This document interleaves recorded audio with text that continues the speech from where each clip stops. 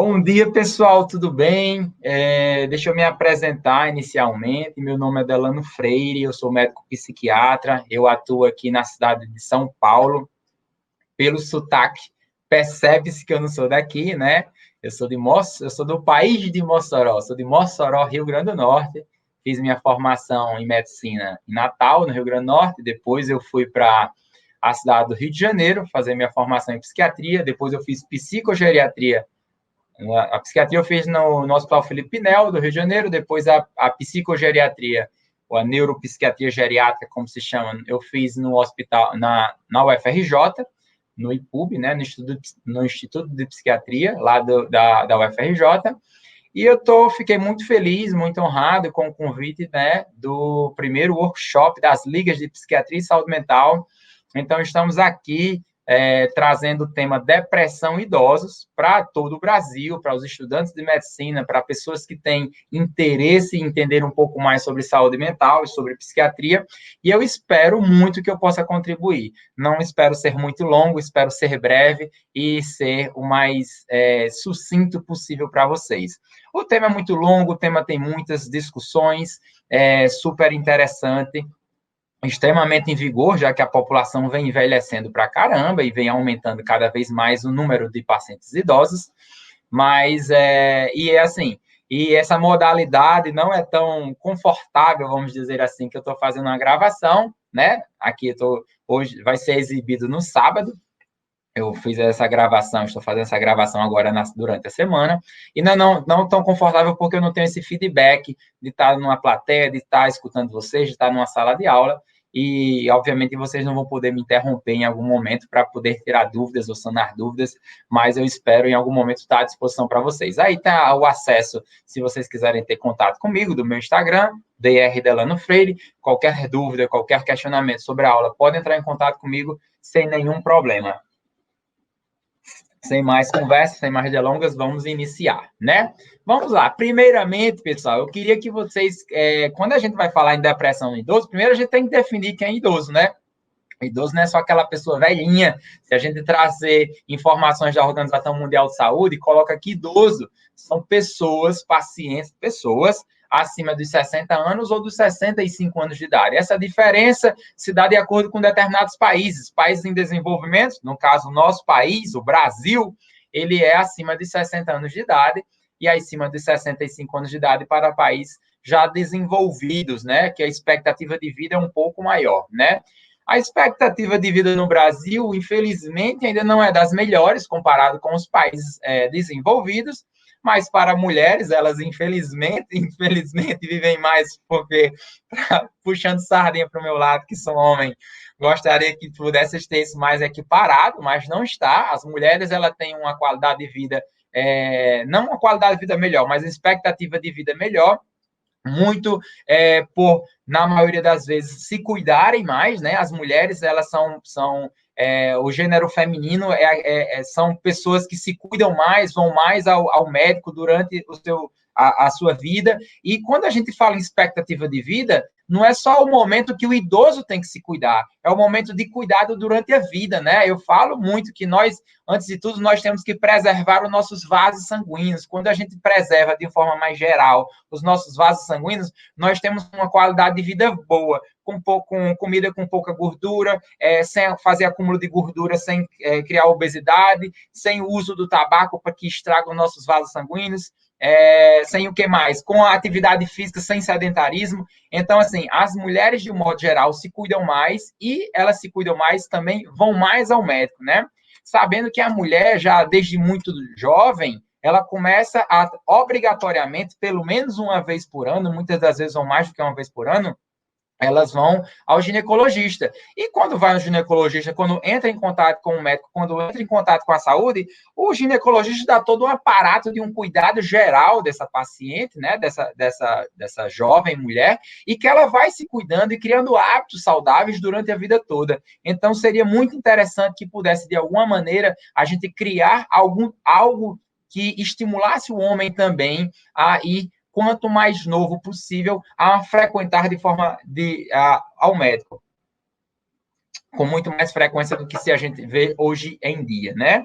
E a estimativa para o nosso país, especificamente, é de que daqui a 5 anos, em 2025, nós teremos em torno de 32 milhões de pessoas acima dos 60 anos. Então, assim, é muita gente. A gente vai ver que esse tema de depressão no idoso é extremamente importante.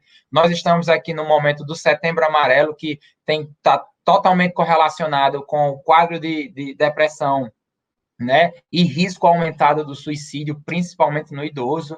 Então, assim, temos que ter uma atenção redobrada para essa população que está envelhecendo, principalmente nós, que somos, antes de tudo, antes de vocês serem estudantes de medicina, se vocês se tornarem médicos, vocês serão, antes de tudo, educadores em saúde, né? Nós somos educadores em saúde. Então, está aqui a fotinha do idoso, e aqui eu pergunto no idoso, antes de começar a falar sobre depressão especificamente, o que seria normalidade e o que seria doença mental, né? Olha só que interessante, expectativas para as doenças mentais em idosos mostram que, tanto de quadros demenciais, né? As demências, que existem várias, a principal é a demência de Alzheimer, que vocês com toda certeza já ouviram falar.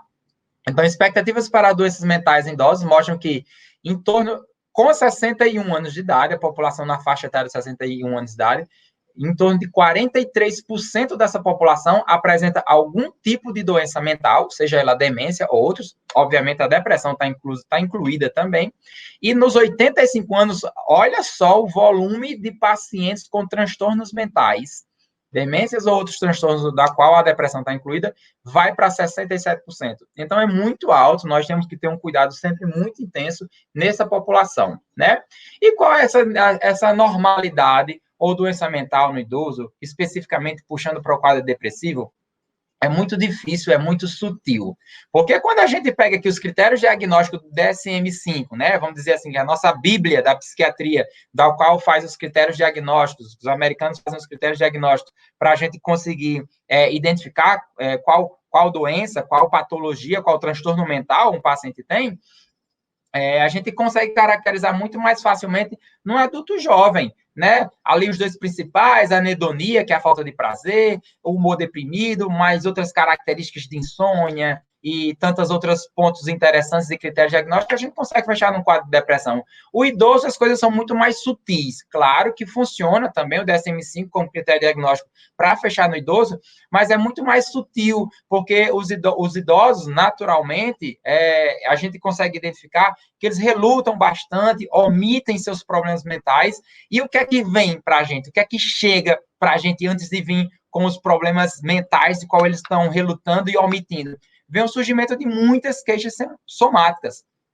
Então, aquele paciente que reclama de muita dor, que reclama de muita dificuldade de andar, que estão chateados o tempo inteiro, aquele humor disfórico de irritadiço geralmente vem, não necessariamente vem aquele quadro clássico da depressão que a gente consegue encontrar no adulto jovem. Então é isso, eu quero que, assim, vocês que vão trabalhar em saúde não necessariamente vão se tornar psiquiatra, mas gostam de entender sobre saúde mental, é muito importante que caracterizar uma depressão no idoso não é tão simples assim e não tão na cara como a gente vê e consegue enxergar para o paciente adulto jovem, tudo bem? E o pior de tudo, assim, não o pior de tudo, mas algo que eu acho que é de suma importância de a gente caracterizar num paciente que tem depressão no idoso, né, num paciente idoso, para a gente pode caracterizar ou não a depressão, é o luto no idoso. Eu não sei se vocês já ouviram falar nesse termo. Quem não ouviu falar tem que estar atento a isso e é super importante. O que danado seria o luto no idoso? O luto no idoso nada mais é aquele momento que o idoso ele se coloca numa posição onde coloca como a velhice como algo, uma fase de invalidez, né? Tentem pensar junto comigo. O idoso, ele perdeu, obviamente, muita vitalidade. Se você pega um senhor de 75 anos de idade, de 85 anos de idade, comparado com um jovem como vocês aí, de 20 anos, de 25, a vitalidade é completamente diferente. Mas isso não quer dizer que na mente dele, ele não possa pensar em querer manter aquela mesma vitalidade e ver que não tem.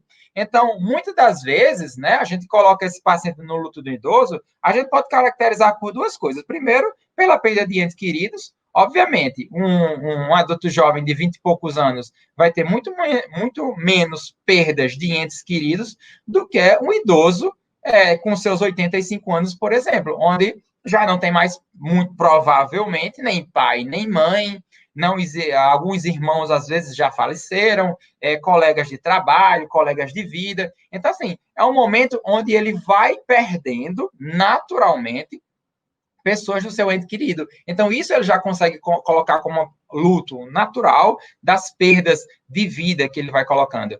E ele também se coloca, muitas das vezes, em momentos de, será que, assim, será que eu sou agora, hoje, um inválido, né? Às vezes, assim, o dia a dia é muito corrido, ele tem seus filhos, por vezes pode ter filhos e netos, os filhos que trabalham, os netos que estão na escola, às vezes também já estão trabalhando, e não tem como dar total atenção para esse idoso. O idoso, muitas das vezes, já, obviamente, muito provavelmente, já está aposentado, então ele, assim, ele acaba sem um sentido de vida. Então, a partir do momento que a gente coloca que o paciente não tem mais nenhum sentido de vida, ele pode, sim, colocar num momento de sensação de invalidez. Então, isso é muito característico. O luto no idoso, ele pode vir, assim, por vários aspectos. Primeiro, pela perda de entes queridos, e segundo, por ele se colocar numa posição de invalidez, de autodepreciação.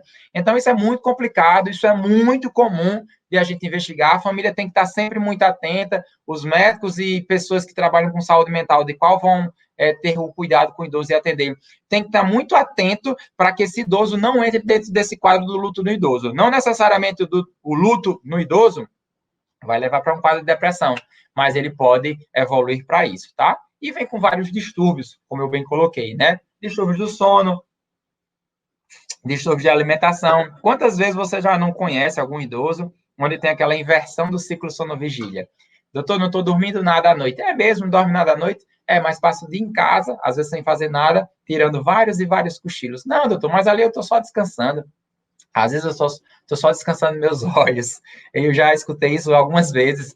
Então, assim, isso não dá certo, né? Essa inversão do ciclo sono-vigília acontece de forma muito frequente. Isso é um agravamento para quadros depressivos. Tem que ter uma noite de sono adequado. Temos que atingir os 4 níveis do sono, até atingir o sono REM, para ter um sono reparador, para a gente conseguir produzir os nossos neurotransmissores e ficar com vitalidade e com força e sem tanto cansaço durante o dia, até. Tem a alimentação também, que às vezes vem com muitos distúrbios, vem sempre associado esse luto idoso com ansiedade, a anedonia também, que é a falta de prazer das coisas, a insônia, né, como a gente bem falou já do sono aí, e tem outros pontos importantes de distúrbios que aparecem nesse momento, da qual a gente chama de luto no idoso, que devem ser investigados. Então, quando a gente for fazer uma avaliação criteriosa de um paciente idoso, temos que ver vários pontos e ver um geral, não só especificamente como é que ele está se encontrando psiquicamente, tá bom?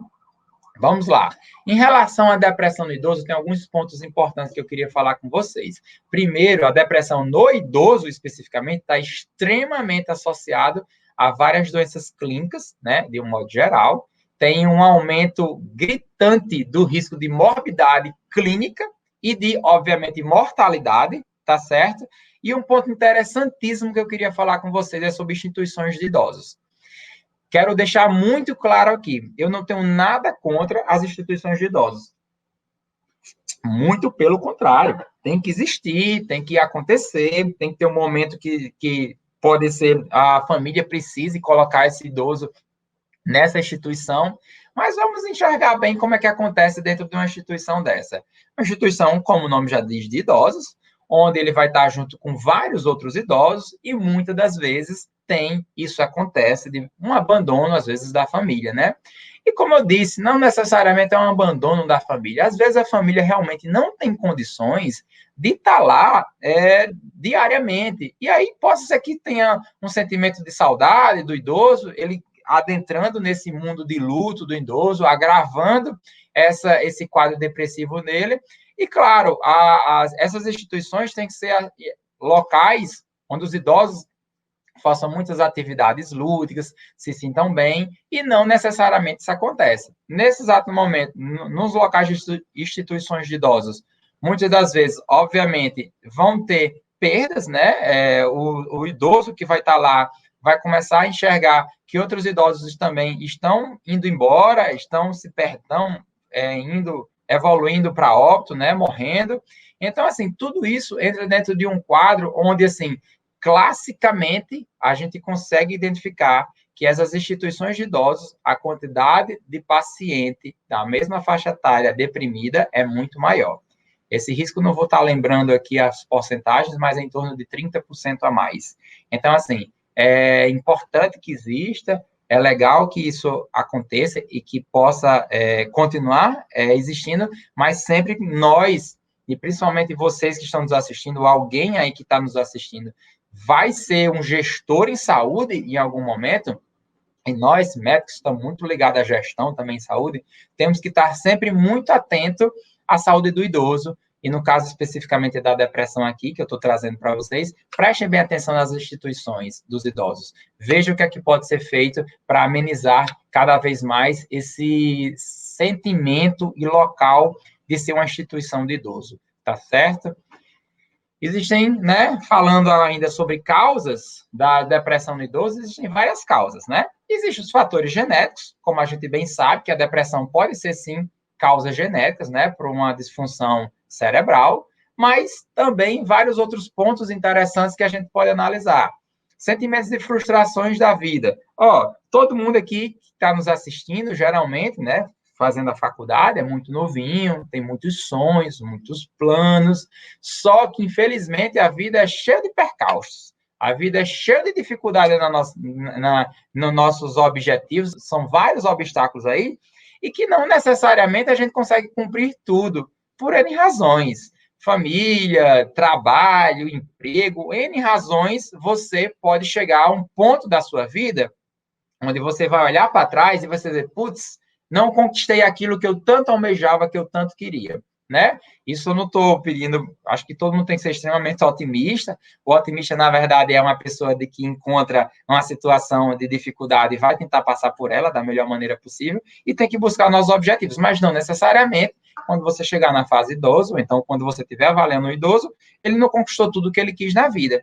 E aí vem um sentimento de frustração da vida, isso pode levar, sim, a um quadro de piora clínica e de depressão, aumentando a associação com doenças clínicas, aumentando o risco de morbidade, obviamente, clínica, e também de mortalidade. O abandono, como eu falei, né, familiar, às vezes de amigos também, isolamento social, olha só, esse momento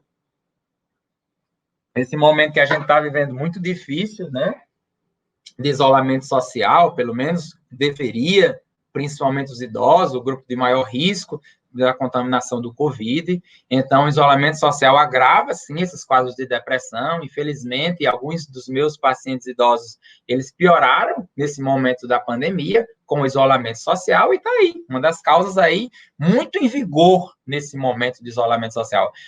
As instituições de idosos, então, nem se fala. Pacientes que estão em instituições de idosos e que estão nesse momento agora de isolamento social, piorou bastante quadro clínico para quadro depressivo, né? E aí a gente vem com vários outros pontos também, doenças incapacitantes, né? São geralmente doenças crônicas, enfermidades crônicas. A aposentadoria é algo muito interessante, né? Engraçado quando o paciente está chegando perto da aposentadoria, muitas das vezes fica tipo aquela coisa de animação que eu vou me aposentar. Calma, vai se aposentar por quê? Eu vou ser muito sincero, né? Eu acho que eu estou muito longe disso, de aposentadoria, mas eu não penso nem nunca na minha vida me aposentar. Eu vou me aposentar por quê? Para ficar dentro de casa? Fazendo o quê? Então, assim, eu acho que a gente tem que ter algum estímulo de vida. Não sei, não, eu quero me aposentar para ficar em casa, não só ficar em casa. Casa tem que ser um momento de descanso, não para você ficar vivendo, descansando o tempo inteiro. Você tem que ter alguma motivação de vida. E muitas das vezes o que acontece na aposentadoria, e vocês podem avaliar isso e prestem bem atenção nisso, que muitas das vezes após a aposentadoria, o idoso não tem nada para fazer. Ele vai deprimir. Tem um paciente meu que eu tinha, que ele se aposentou muito jovem, era um paciente até da área militar. Ele se aposentou antes dos 50 anos de idade. Depois de 3 meses, ele abriu um quadro depressivo, assim, gravíssimo. E engraçado que durante a vida toda dele de trabalho, extremamente ativo, nunca tinha tido quadro depressivo ou semelhante. Tinha um quadro ansioso, na verdade, que tem um fator genético ali semelhante, mas ele nunca tinha deprimido especificamente. Ele deprimiu gravemente. Ainda não estou falando do idoso, né? Ele era um paciente sem ser idoso, mas assim, o idoso tem que ter muita essa atenção, porque no idoso é onde acontece a maior quantidade de aposentadorias. E na aposentadoria do idoso, né, tem que ter muito cuidado, porque assim que se aposentar, tem que rapidamente, mas é rapidamente, buscar algum sentido da vida. Ou trabalhar em outra coisa, mas não pode simplesmente ficar em casa sem fazer nada, assistindo televisão o dia todo, como muitos deles fazem. Em relação ao luto do idoso, que a gente já falou, muito característico, a perda da vitalidade, o sentimento de que gostaria de fazer algo que não consegue mais fazer e de que está perdendo também muitos entes queridos nessa fase da vida, tá certo? Tudo isso são causas que agravam muito e podem induzir a um quadro de depressão no idoso. Em relação ao quadro clínico, né? Em relação ao quadro clínico, tem vários sintomas, tá?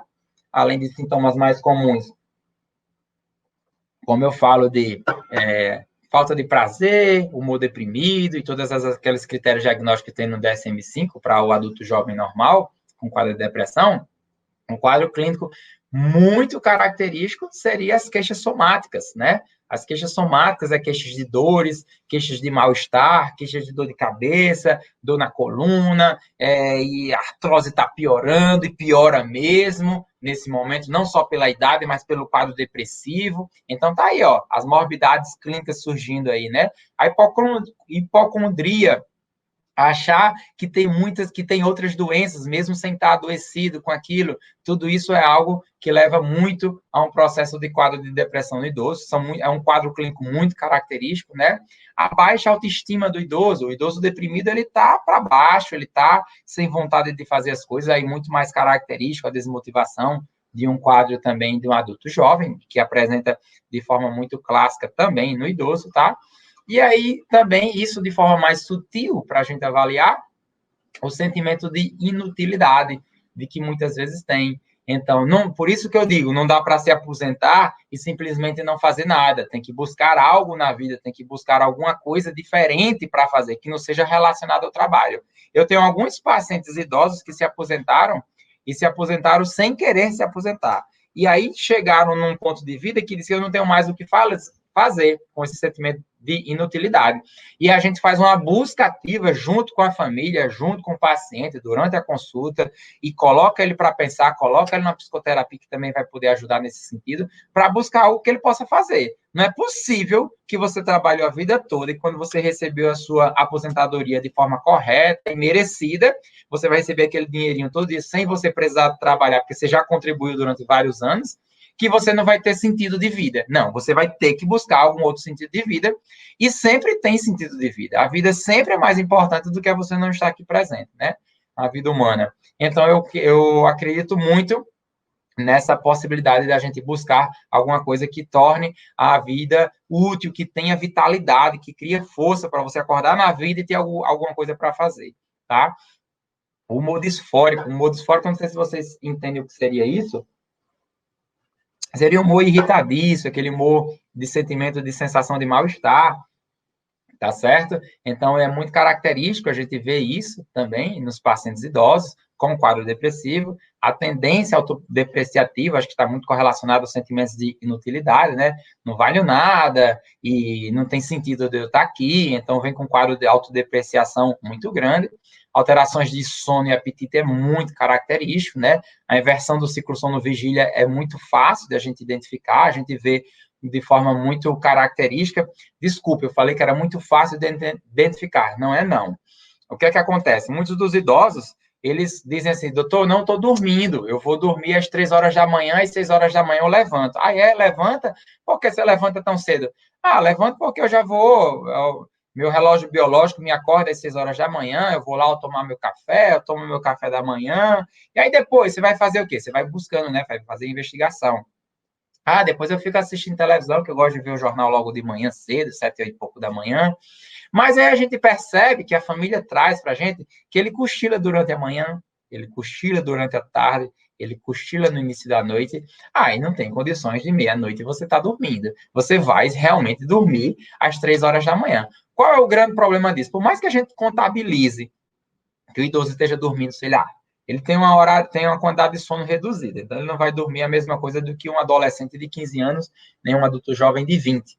Ele tem um horário de sono reduzido. Por mais que ele consiga dormir na somatória em torno, por exemplo, de 6 horas e meia, o que acontece é que para a gente atingir o sono REM, ser um sono reparador e ser algo gratificante, que a gente se sinta com mais vitalidade no outro dia, nós temos que seguir esse sono de forma contínua, durante as 6 horas e meia contínua. Então, esse sono quebrado, aparentemente, com a somatória, não condiz com que você está tendo um reparo, um descanso, e com mais cansaço, com mais desmotivação, já está autodepreciativo, fica com humor mais disfórico, piorando, sim, o seu quadro depressivo, e, obviamente, isso é uma das características do quadro depressivo no idoso, né? Ideação paranoide pode acontecer em alguns momentos, mais complicado, mais difícil, mas acontece, e o pensamento recorrente de um autoextermínio, que eu acho muito em vigor, a gente poder falar agora no Setembro Amarelo, mas, como sempre, eu acho muito interessante amarelar o ano inteiro e ter essa atenção o ano inteiro para esse pensamento recorrente de suicídio. O idoso, principalmente do sexo masculino, mas o idoso especificamente, ele, quando vai cometer um ato de autoextermínio, ele tem a probabilidade bem maior de que tenha êxito e que ele consiga realmente cometer o suicídio. Então, todo o cuidado do mundo, a abertura de fala tem que existir nesse momento, não dá para se calar nisso, e a fala tem poder, a fala é muito importante. Então, se ele falou, a atenção tem que ser redobrada, a atenção tem que estar lá naquele paciente idoso que, de algum momento, pensou nessa possibilidade de acabar com sua própria vida, onde isso a gente consegue ver bem em alguns momentos, na verdade, um quadro de depressão no idoso, tá certo? Continuando em relação a quadro clínico, pessoal, a depressão no idoso não é uma consequência natural do envelhecimento. Tem dois pontos importantíssimos que a gente tem que falar. Primeiro, é um sofrimento psíquico absurdo, é um sofrimento psíquico intenso. Ele vem com a dificuldade de fazer o que ele deseja fazer, né? Então, ele vem piorando esse quadro clínico nessa depressão idoso. Não é o envelhecimento normal que o idoso tem que ficar lá, sentadinho, sem fazer nada durante a vida. Pelo contrário, tem que estar ativo até os últimos momentos de vida. E, obviamente, com esse sofrimento psíquico intenso, com todo esse sentimento de menos-valia, ele vem com a perda absurda da qualidade de vida, tá certo? Falando sobre suicídio, redobrando a atenção, principalmente nesse momento do Setembro Amarelo, tem um risco de suicídio idoso na depressão, tem um risco de suicídio 2 vezes maior do que o paciente não deprimido. Então, se no paciente idoso ele pode cometer um autoextermínio, qualquer tipo de tentativa de autoextermínio, ou quando chega ao êxito de cometer o suicídio, é um adoecimento psíquico, não necessariamente toda a vida uma depressão, não necessariamente algum transtorno de humor, mas ele tem esse risco aumentado, ou deprimido especificamente, tem esse risco aumentado 2 vezes maior. Então, é super perigoso, é super arriscado, aumentando todas as nossas atenções, que nós temos que fazer um tratamento adequado para esse quadro clínico. E, como eu disse, parece muito fácil, falando aqui, a gente conseguir identificar. Não é tão simples assim. Tem muita relutância dos pacientes idosos em falar que tem um quadro psíquico com a depressão no idoso. É muito mais fácil de você identificar de que ele realmente está num processo de envelhecimento normal e de que está ficando mais doloroso, as dores da artrose, que o problema cardiológico dele está pior, que a arritmia piorou, que a pressão arterial intensificou, está mais alta, que a diabetes está descontrolada, e tudo isso, muitas das vezes, está correlacionado com um quadro, na verdade, de depressão, tá certo? Então, vamos lá. O que é que acontece? O que é que acontece em relação ao quadro clínico da depressão no idoso? Eu não sei se vocês já ouviram falar de alterações cognitivas, né? A cognição nada mais é do que o entendimento de mundo, né? Quem é psicogeriatra, quem trabalha com Alzheimer, tem que estar, e outras doenças demenciais, outros quadros demenciais, tem que estar super atento e identificar bem o que é cognição e pesquisar sempre as alterações cognitivas. Na depressão do idoso, ele vem sim com muitas perdas cognitivas. Então, as principais perdas cognitivas que a gente consegue identificar no idoso é as funções executivas, a capacidade de executar daquilo que ele se propõe a fazer, ou de que ele era capaz de fazer, velocidade de processamento, né, cerebral, que ele tem, e a memória episódica recente. Sempre lembrando, todas as vezes que nós vamos falar sobre perdas cognitivas, nós temos que pensar o que ele perdeu previamente do que ele tinha. Então, se a gente colocar um paciente idoso, onde ele tinha uma alta capacidade, estudou bastante, tem alta capacidade cognitiva, nós vamos ter que comparar ele cognitivamente com o que ele era. Para a gente fazer essa avaliação de forma bem feita, temos que estar presente com alguém da família, ou alguma pessoa que não seja da família, mas que seja muito próximo a esse paciente, que consiga identificar, doutor, realmente ele teve perdas cognitivas, porque ele antes era capaz de fazer isso e hoje em dia não é capaz de fazer mais. Se eu pego um idoso, onde tem uma reserva cognitiva muito grande, com muitos anos de estudo, com muitos anos de trabalho, trabalho psíquico, né? Não só trabalho braçal, e ele simplesmente compara com uma pessoa, por exemplo, que tem unicamente um trabalho braçal e que não teve estudo na vida, eu vou dizer que esse cara aqui, que ele tem uma capacidade, uma reserva cognitiva muito grande, comparado a esse que tem a reserva cognitiva pequena, que ele não tem perda cognitiva, mas ele tem perda cognitiva correlacionado a ele especificamente. Esse aqui, com a reserva cognitiva baixa, é mais difícil da gente fazer avaliação, porque ele já não era capaz de fazer as coisas que ele não tinha reserva cognitiva muito boa.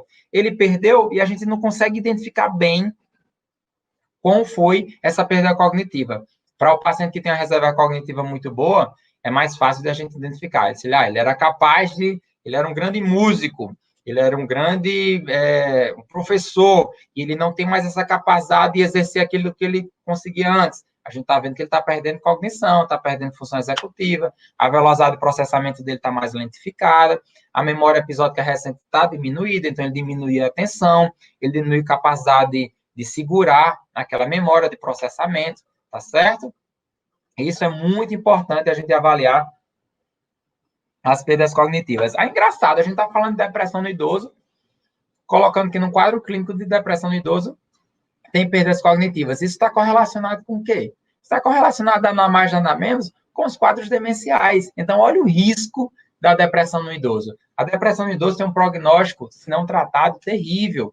Primeiro, ele tem uma piora, quanto mais passa o tempo da depressão no idoso, vai piorando a resposta ao tratamento, seja ele medicamentoso ou não, né? E aí, o que é muito grave, gravíssimo, um risco aumentado para a doença de Alzheimer. Sempre eu coloco assim, quando o paciente é deprimido e ele tem um risco aumentado para a doença de Alzheimer e digo que isso é gravíssimo, isso não quer dizer, tá? Entendam, isso não quer dizer que eu fechar um diagnóstico de doença de Alzheimer, a vida está perdida, porque é uma doença gravíssima. É uma doença gravíssima que há tratamento adequado para isso. Mas é muito duro para nós psiquiatras que trabalham com saúde mental do idoso, acreditar que eu não vou fazer um tratamento adequado para um paciente deprimido e ele vai evoluir para um quadro demencial.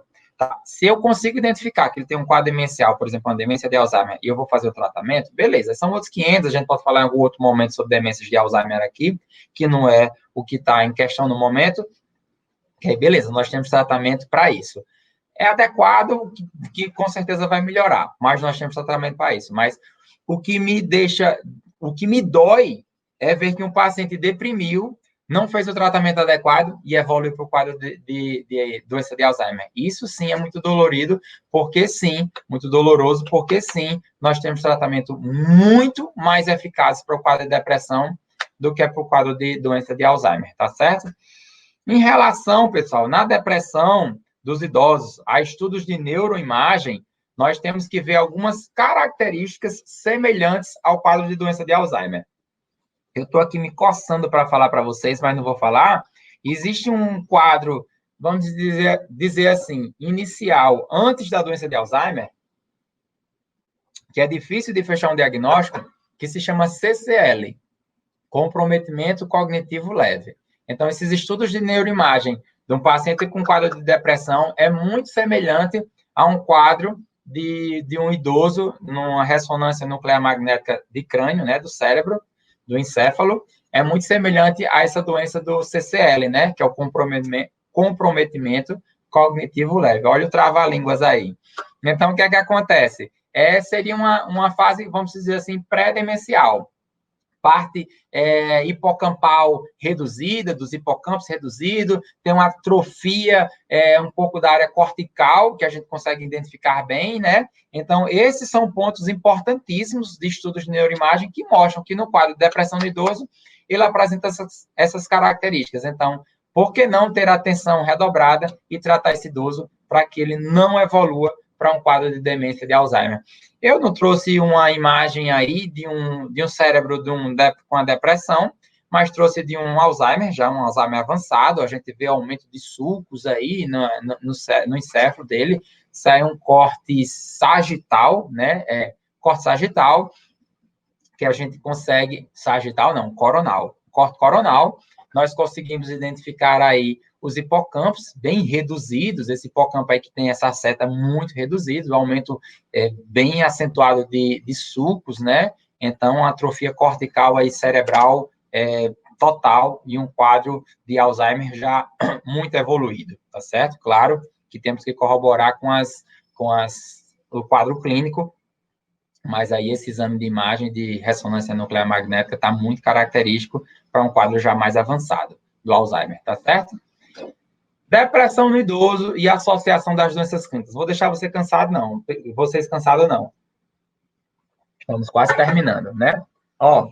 Primeiro, associação com doenças clínicas, como a gente já falou, manifesta-se muito pelas queixas físicas, né? Muito característico do idoso estar reclamando de queixas físicas, e frequentemente associado a doenças clínicas, tá? Sintomas depressivos, eles confundem com a própria doença clínica, né? Porque os sintomas depressivos de muitas queixas somáticas, aí se confundem com as queixas somáticas, para mim, fica muito característico um quadro de artrose, né? Onde o paciente vem reclamando muito de piora de dores, né? Nas articulações, tem uma descompensação, muitas das vezes, das doenças clínicas como hipertensão, como diabetes, olha só. Então, assim, é muito duro saber que um quadro depressivo, né, o quadro psíquico de alteração cerebral, vai estar tendo toda essa influência física no paciente idoso, né? E medicações de uso central, que a gente tem que fazer tratamento para esses pacientes idosos com quadro depressivo, e com outras comorbidades clínicas, pode vir com piora do quadro depressivo.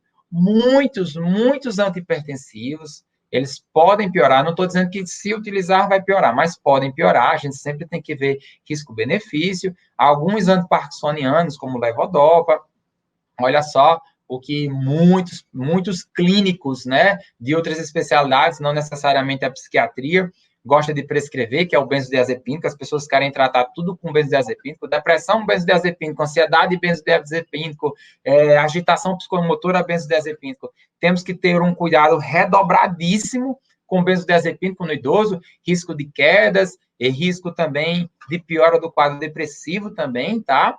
E corticoides também, que podem influenciar a isso, tá bom? Então, todos os cuidados possíveis na hora do manejo farmacológico desse paciente com idoso e, obviamente, com depressão, tá bom?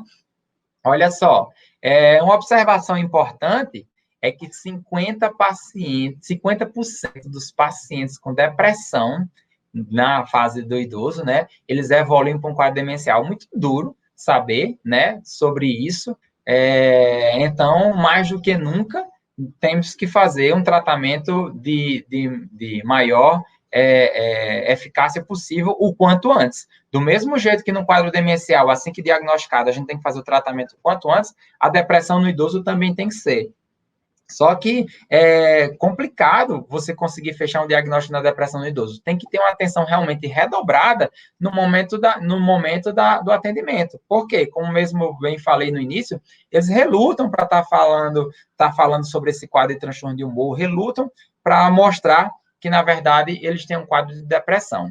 Tudo bem? Então, a atenção redobrada para que eles não piorem e evoluem com esse quadro de depressão, e quando a gente for tratar vai ser tarde demais. Sabendo que vocês já sabem, pelos estudos de neuroimagem, que a depressão do idoso é como se fosse quase um quadro leve, vamos dizer assim, do quadro demencial. Diminuição de hipocampo, diminuição de área cortical, tá certo? Aumento de sulcos, beleza?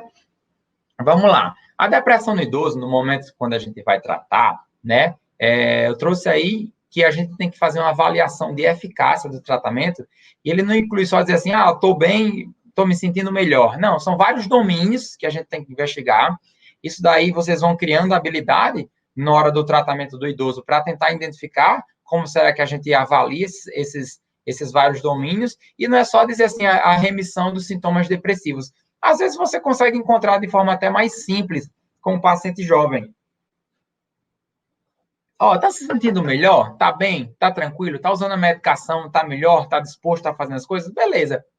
Até uma avaliação até um pouco mais rápida, você consegue identificar no paciente de adulto jovem. Claro que todos os cuidados possíveis e avaliar também, obviamente, vários domínios. Mas no idoso isso não pode passar desapercebido.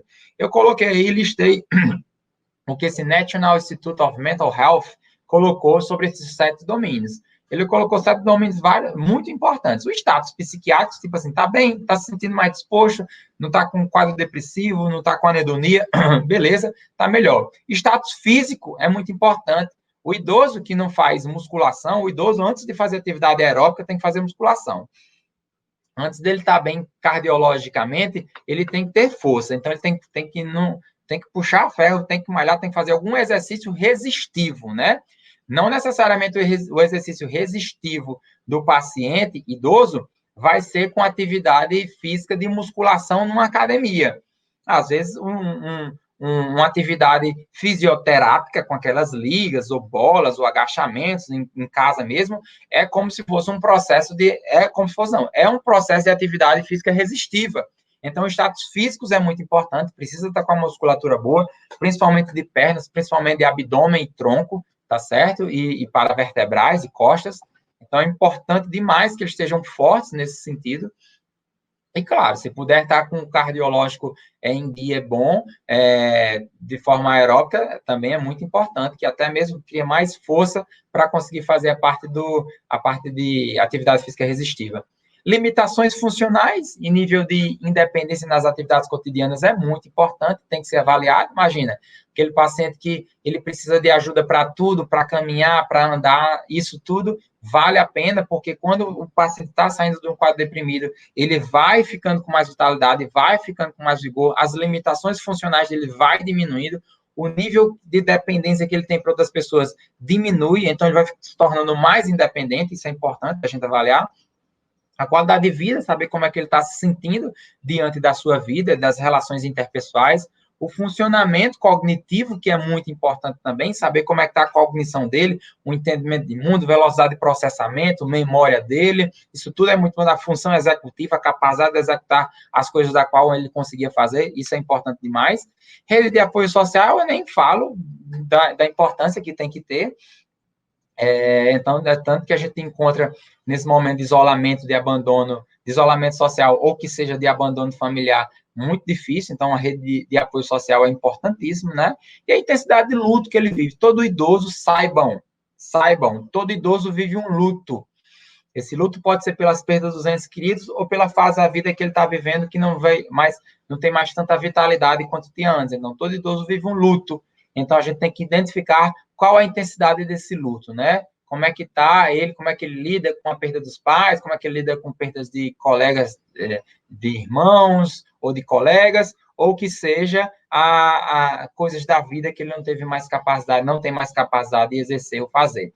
Então, todo idoso vive num processo de luto e a gente tem que identificar qual a intensidade desse luto. Nós podemos viver bem num momento de luto, e a gente tem que só avaliar a intensidade. Então, esses são os 7 domínios importantíssimos que esse National Institute of Mental Health colocou. Eu acho que vale muito a pena termos essa atenção, não precisa decorar, mas vale muito a pena da gente ter essa atenção de identificar que não é só a gente para saber, você está bem? Está mal? Tá bom? Está tudo jóia? Pode ir embora. Só tomar essa medicação. Não, temos que avaliar todo esse processo, porque através de medidas não farmacológicas também, a gente consegue fazer um tratamento adequado para o idoso, não só apenas farmacológico. Tá certo? Espero que tenha sido compreendido para vocês. Agora, trazendo a parte de tratamento farmacológico, que é muito importante, né, no idoso, nós temos que sempre pensar em medicações antidepressivas que tenham a maior tolerabilidade e menos contraindicações, né? Na prática clínica, a gente utiliza muito os inibidores seletivos de recaptação de serotonina, que tem várias medicações antidepressivas desse grupo específico, né? Eu coloquei que na prática clínica não tem tanto respaldo teórico, né? O respaldo teórico ele é limitado e ele falta estudos.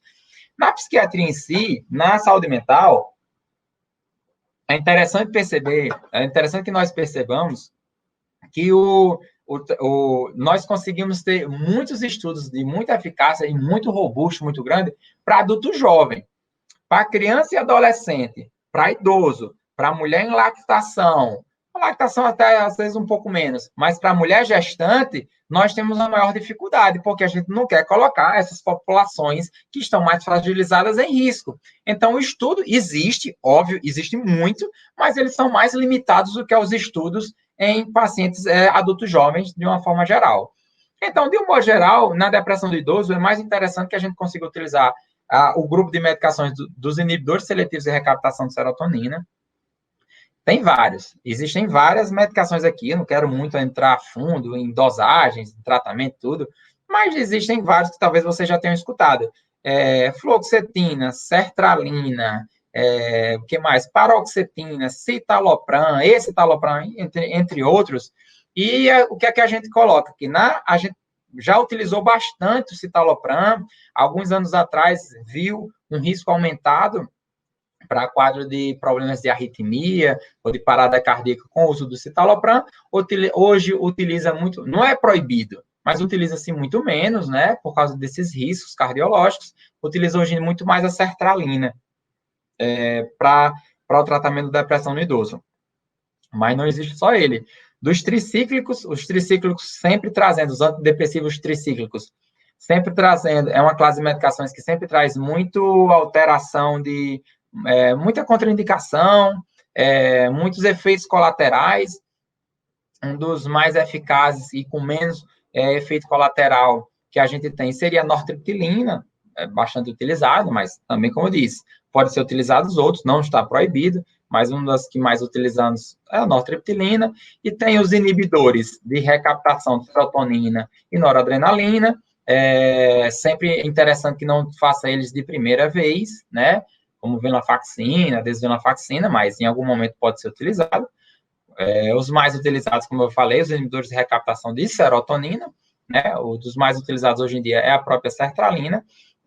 E eu coloquei aí, seria um mix, tem os multimodais, tem a bupropiona, tem a golmelatina, que também são medicações que em algum momento eles podem ser utilizados, tá certo? Sempre com muita cautela, sempre investigando para saber a real necessidade de utilização dessas outras medicações que não têm tanta segurança, mas que sim, eles têm respaldo teórico, mesmo que seja limitado, mas tem, e que podem ser utilizados.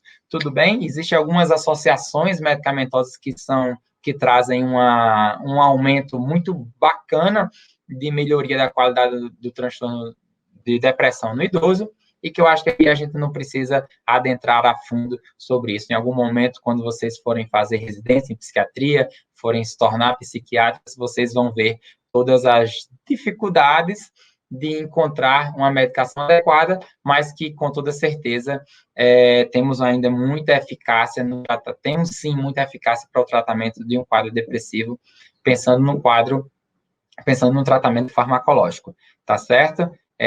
Quero agradecer demais o convite de poder participar com isso, espero não ter me alongado, nem vi quanto tempo eu gastei aí para fazer essa aula para vocês, mas tentei trazer o máximo de informações possíveis para vocês, e uma mensagem importante aí sobre o Setembro Amarelo, da qual Eu acho que isso motivou vocês a fazerem esse workshop das ligas de psiquiatria, e é que sempre falar é a melhor solução, tá? O número para ligar se houver necessidade é 188, tá certo? E de verdade, quero agradecer, se precisarem entrar em contato comigo, eu sei que a gente não está no momento aqui ao vivo conversando com vocês para poder interagir de forma muito mais fácil, adoro conseguir olhar para o rostinho, para a carinha de cada um de vocês, mas se precisarem entrar em contato comigo, entrem em contato pelo Instagram, que é o @ né, dr Delano Freire, e para qualquer dúvida estarei à disposição, tá bom? Muito obrigado, valeu, um bom final de semana e um bom sábado.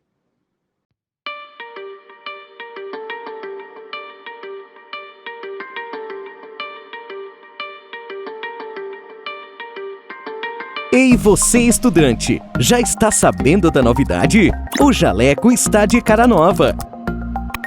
A plataforma foi totalmente reformulada e está com um visual mais intuitivo e moderno. Com a página inicial mais organizada, você agora pode buscar por um assunto rapidamente e acessar o conteúdo por disciplinas, cursos, categorias, sistemas e vídeos, de forma simples e intuitiva.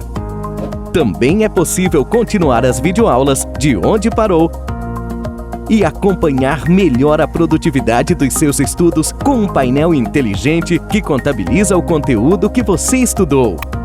Além disso, o novo Jaleco tem o espaço Sala de Aula, para você fazer anotações em um caderno digital e acessar com mais facilidades os materiais extras, como os mapas mentais, resumos e e-books. Jaleco, a melhor plataforma para o estudante de medicina. Oferece agora uma experiência única para o seu estudo. Agora, porque o Sanaflix veio para mudar o jeito como você estuda medicina e mudar para melhor. Primeiro, você pode confiar na gente. Nós somos o maior projeto de educação médica do Brasil. E não é só porque temos estudantes em todos os estados brasileiros e em 10 países no mundo. Nem porque tem estudantes de medicina em mais de 300 faculdades do Brasil usando o Sanaflix. É porque temos uma equipe de mais de 150 pessoas trabalhando para melhorar a qualidade do seu estudo e a maneira como ele chega até você. Nós nascemos da vontade de revolucionar a maneira como você tem acesso à educação médica. A gente acredita que o valor que você dá para a oportunidade de estudar com a gente é o investimento no profissional médico que você vai conseguir ser. Por isso, é importante que você possa acessar a gente de onde estiver. Por exemplo, se você precisa usar o Sanaflix além do desktop, desenvolvemos o nosso aplicativo. Assim você pode otimizar seu tempo aproveitando o nosso material de qualquer lugar e com o mesmo conteúdo. Afinal, quem estuda com a gente sabe bem o que a gente tem de bom. São mais de 700 resumos para você fixar o que aprendeu, 300 fluxogramas para te ajudar a conectar os assuntos, 700 mapas mentais para estudar de forma ativa e, claro, mais de 1.600 videoaulas para assistir quantas vezes quiser. 4,5 de 5 é a nota geral das aulas por nossos estudantes. Elas são dinâmicas e objetivas e estão sempre melhores. Temos uma preocupação especial em aperfeiçoar a metodologia e a didática da nossa equipe de professores padrão USP. Eu acredito no Sanaflix e eu invisto meu tempo na preparação das aulas porque eu lembro de mim. Quando eu estava no 4º ano, eu tinha a disciplina da reumatologia que era muito difícil, eu quase bombei. Eu fico pensando, se eu tivesse a Aline para me explicar artrite reumatoide, com certeza aquela prova teria sido bem mais fácil. Quando eu comecei a entrar na área do ensino, eu ficava maravilhado, velho, eu consigo impactar positivamente na vida de diversas pessoas de uma vez só. O número de pessoas que eu estou impactando, velho, que eu estou ensinando e capacitando eles para que eles vão e na extremidade lá possam ajudar as pessoas e melhorar, sabe? E fazer um atendimento adequado, fazer um atendimento bem feito. Isso é sensacional, velho. Isso é muito reconfortante. Estudar medicina não pode ser caro, tem que ser fácil. Aproveite nossos planos e assine agora. A partir de R$19,50 por mês você pode ter acesso a todo o conteúdo sem restrições. E se você ficou ainda na dúvida e quer fazer um teste, fique à vontade. Experimente o Sanaflix por 7 dias agora.